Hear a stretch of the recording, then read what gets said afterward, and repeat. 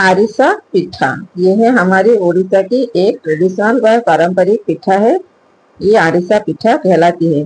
तो ये पिठा बनती है चावल की आटा से और गुड़ या चीनी से। गुड़ में भी बनती है और चीनी में भी बनती है। तो इसको आरिसा पिठा कहते हैं। तो ये कैसे बनती है, चलिए हम आपको बना के दिखाएंगे। Radhe Radhe everyone, welcome to my channel. चलिए हम आपको ये आरिसा पिठा के बारे में बताएंगे। तो इसको बनाने के लिए हमको चाहिए अरवा चावल। अरवा चावल आपको पता है, जो चावल धान से बिना भाप दिए बनाया जाता है उसको अरवा चावल बोलते हैं। तो वही चावल से ये पिठा बनती है। तो चलिए मैं उसके लिए ये कटोरे ले लिया। उस कटोरे में 3 कटोरा चावल ले लिया और उसको अच्छी तरह से धोकर भिगो दिया। इसको कम से कम 10-12 घंटा भिगोना चाहिए। 10-12 घंटा के बाद देखिए मैंने उसको छान दिया। एक छलनी से ऐसे छानना पड़ेगा और उसको सारी पानी निकालना पड़ेगा।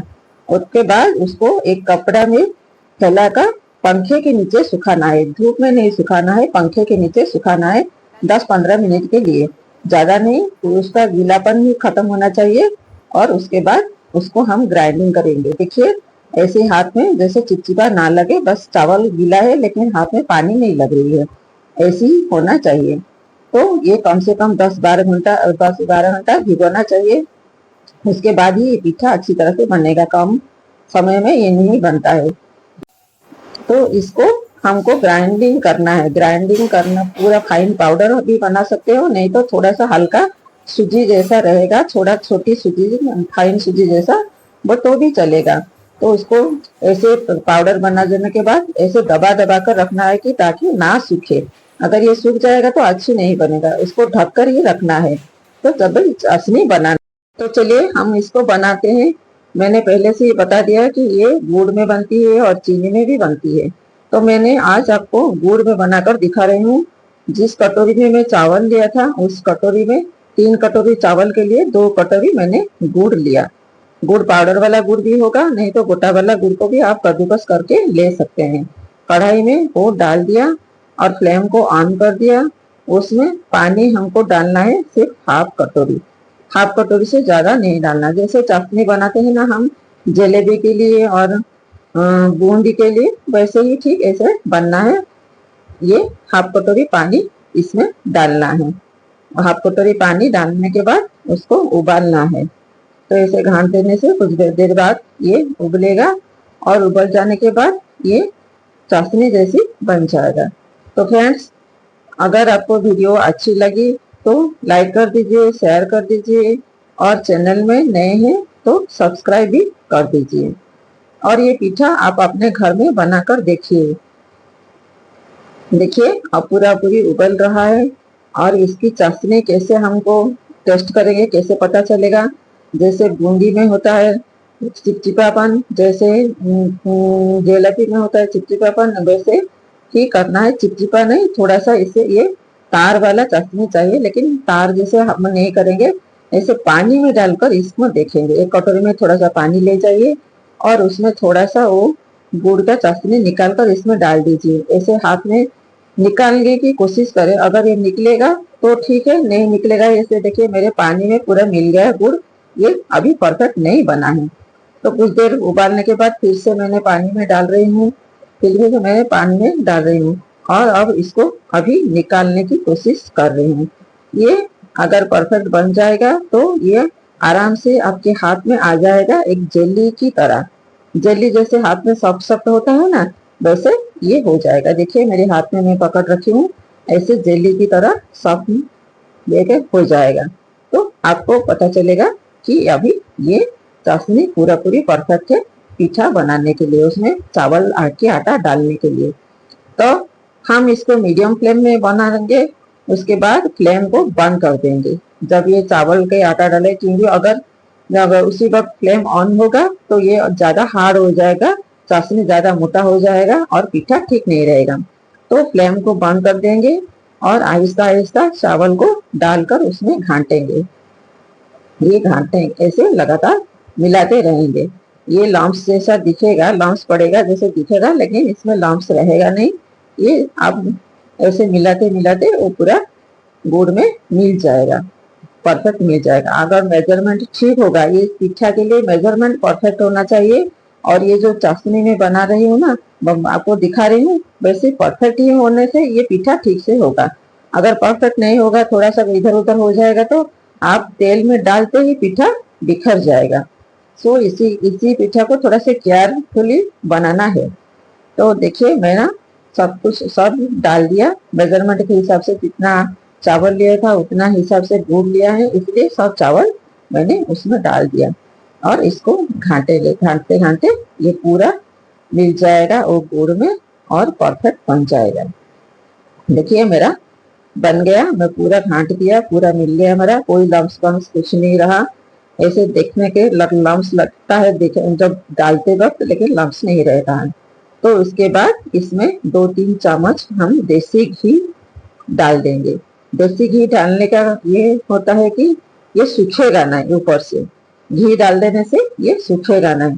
इसको सूखना नहीं चाहिए, सूखेगा तो पिठा ठीक से नहीं बन पाएगा। इसलिए इसको सॉफ्टनेस इसको इसका बजाय रखने के लिए हमको इसमें 2-3 चम्मच घी डाल देना है। तो घी डाल देंगे, हम उसको फिर से उसको मिला देंगे और इसको ढककर ही रखना है, खुला नहीं छोड़ना है। ढककर रखने से ये सॉफ्टनेस रहेगा, खुला छोड़ देने से हवा लगने से थोड़ा सा ये सूख जाता है, इसीलिए ये पिठा ठीक से नहीं बनेगा। तो इसको हम ढककर ही रखेंगे और ढक्कन खोल खोल कर इसको बनाएंगे। ऐसे हमारी चाशनी देखियो ये डो जैसा बन गया, आटा की डो जैसा ये बन गया। अब ये अभी परफेक्ट है पिठा बनाने के लिए। तो चलिए पिठा बनाना शुरू करते हैं। देखिए मैंने ऑलरेडी तेल को गर्म करने के लिए गैस के ऊपर छोड़ दिया, और तेल गर्म हुआ कि नहीं इसको जानने के लिए उसमें एक छोटा टुकड़ा वो चावल की डो जो बनाई है हम उसमें से निकाल कर थोड़ा सा डाल देंगे। अगर वो ऐसे देखिए मेरा कैसा धीरे धीरे ऊपर उठ रहा है, तेल में डालने के बाद ये अगर ऊपर उठ जाएगा तो आपको पता चलेगा कि ये तेल गर्म है। ये अभी मीडियम तेल गर्म है। ऐसे ही मीडियम आंच में ही इसको बनाना है, मीडियम गरम तेल में। हाथ में आप तेल लगा सकते, तेल या घी में लगा सकते हो, और उसको एक थाली में हमको प्रेस करना है। थाली या प्लेट आपको जो चाहिए आप ले सकते हैं, ऐसे उल्टा करके रख के उसमें प्रेस करना है। नहीं तो पत्तल से भी आप बना सकते हैं, केला की पत्ता, नहीं तो कोई भी और पत्ता, और नहीं तो बटर पेपर उसमें रखकर उसको दबाना है। ऐसे हाथ में लेकर लोई की तरह एक ले लेंगे और फिर हाथ में लोई की तरह बना देंगे, और ऐसे उसको दबाना है। और उसको ऊपर में थोड़ा सा हमको सफेद तिल लगाना है। सफेद तिल लगाने से वो सुंदर दिखता है। अब अगर नहीं लगाना चाहे तो ना लगाए, वो भी होगा, कोई प्रॉब्लम नहीं। लेकिन तिल लगा देने से सफेद सफेद अच्छा लगता है। ऐसे तिल को थोड़ा सा उस प्लेट में डाल देना है, उसके ऊपर इसको दबाना है। लोई जैसा हमको लेना है हाथ में, ऐसे पूरा गोल करना है, और उसके बाद उसको ऐसे प्लेट में रखकर थोड़ा सा हल्का दबा देंगे। ज्यादा मोटा नहीं, ज्यादा पतला नहीं, ऐसे मीडियम करेंगे और पिठा बनाएंगे। देखिए मैंने ऐसे बना कर ऐसे तेल में डाल रही हूँ। आपकी कढ़ाई कितनी बड़ी है, कितनी तेल आप ले रही हैं, उसी के हिसाब से 2-4 जितने पिठा आएगा उसमें उतना डालिए, ज्यादा मत डालिए। ज्यादा डाल देने से पिठा बिखर जाएगा। इसलिए उसको थोड़ा सा तलने के लिए उसको जगह छोड़ना है, इसलिए थोड़ा आराम से वो तलेगा, इसलिए थोड़ा कम ही डालना है। मेरा कढ़ाई थोड़ा सा बड़ा है, इसलिए मैं इसमें 5 डाल रही हूँ। देखिए 4 डालने के बाद फिर 5वां बना रही हूँ। और आप देख सकते होंगे कि पिठा कैसे लाल होकर ऊपर आ गया। ऐसे तेल में जब पिठा ऊपर आएगा तब उसको पलटना है, तुरंत पलटना नहीं है। अगर तुरंत पलट देंगे तो पिठा फट जाएगी, बिखर जाएगी। तो ये लाल हो जाएगा, लाल हो जाने के बाद तो ये अपने आप ऊपर हो जाएगा। आपको दिख रहा होगा पिठा मेरा कितना सुंदर फुला फुला भी दिख रहा है, एक के बाद एक ऊपर आ रहे हैं। और ऐसे ही जो ऊपर आ जाएगा वो उसको आप पलटेंगे। और पिठा की मेजरमेंट और जो गुड़ का हमने बनाया है ना चाशनी, हम उसको उड़िया में पाग बोलते हैं। वो अगर परफेक्ट रहेगा तो वही पिठा भी परफेक्ट बनेगा। अगर वो थोड़ा सा इधर उधर हो जाएगा तो पिठा तेल में बिखरेगा ही बिखरेगा। इसलिए इसको बड़ी केयरफुली में उस चाशनी को बनाना है, वो जो पागा बोलते हैं उसको बनाना है। तो ऐसे हमको इसको बनाना है। देखिए मेरा सारे पीठा कितना सुंदर गोल गोल होकर फूला फूला दिख रहा है। ऐसे 2-4 बार इसको पलटेंगे, तभी आपको पता चल जाएगा कि पीठा बन गया है। ये गुड़ में बना हुआ पीठा, इसमें थोड़ा सा इसमें ब्राउन आएगा, लाल दिखेगा। ऐसे हो जाने के बाद एक एक उसको थोड़ा सा हल्के हाथ में दबाकर उसको एक्स्ट्रा तेल निकालना है।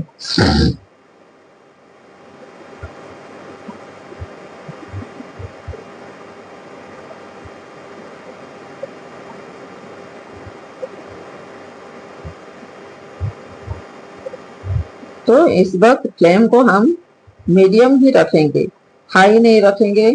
नहीं तो मीडियम, थोड़ा लो मीडियम भी रखेंगे, लेकिन हाई नहीं रखेंगे। हाई रखेंगे तो पीठा बाहर से जल जाएगा, अंदर ठीक से पकेगा नहीं। एक बार मैंने 5 निकाल दिया, फिर दूसरी बार मैं डाल रही हूँ। ऐसे करके आपको सारे पीठा ऐसे तेल में एक एक करके डालना है। और आप चाहे तो उसमें तिल लगा सकते हैं, चाहे तो नहीं भी लगा सकते, कोई प्रॉब्लम नहीं। ऐसे करके देखिए मैंने भी दूसरी बार डाल रही हूँ और बना रही हूँ। कितनी खूबसूरत गोल गोल और फुला फुला पीठा दिख रही है। अगर ये मेजरमेंट ठीक होता है तो पीठा भी परफेक्ट बनता है। तो मैंने जैसे मेजरमेंट बताई आप उसी के हिसाब से बनाइए। देखिए मेरे सारे पीठा बन गया। तो ऐसे सारे पीठा हमारे कितने खूबसूरत दिख रहे हैं।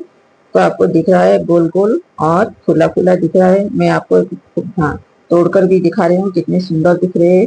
ये थोड़ा सा क्रिस्पी क्रिस्पी भी है। तो फ्रेंड्स, ये पीठा आप अपने घर में बनाइए। अगर अच्छी लगेगी तो फिर से बोल रही हूँ, लाइक कर दीजिए, शेयर कर दीजिए। राधे राधे।